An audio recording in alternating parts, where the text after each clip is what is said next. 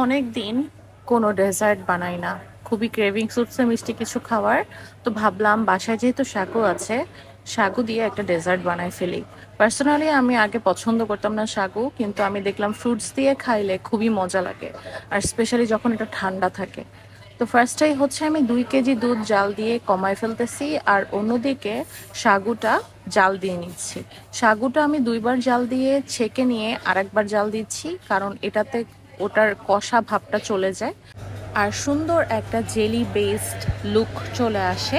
এটা খুব তাড়াতাড়ি ইউজ করতে হয়, নাহলে পরে শক্ত হয়ে যায়। তো আমি 2 কেজি দুধ জাল দিয়ে একেবারে 1 কেজি করে নিয়েছি, 1 কেজিরও একটু কম। আর এর মাঝে আগে থেকে কেটে রাখা ফ্রুটসগুলো আমি এখন দিয়ে দিব। ফ্রুটের মধ্যে আমি নিয়েছি ম্যাঙ্গো, বানানা আর আপেল।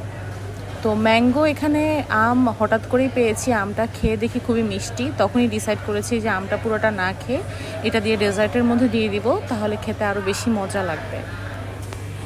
একে একে সবগুলা ফ্রুটি আমি মিশাই নিলাম, মিশাই নিয়ে নিচে থেকে সাগুগুলা ভালো করে নেড়ে দিচ্ছিলাম, যাতে সব কিছুর সাথে ভালো করে মিশে যায়। আর সামান্য একটু লবণও দিয়ে নিয়েছি, ওটার ভিডিও আমার করা হয় নাই, তাহলে স্বাদের মধ্যে একটা ব্যালেন্স হয়। কয়েক ঘন্টা ঠান্ডা করে সার্ভ করব।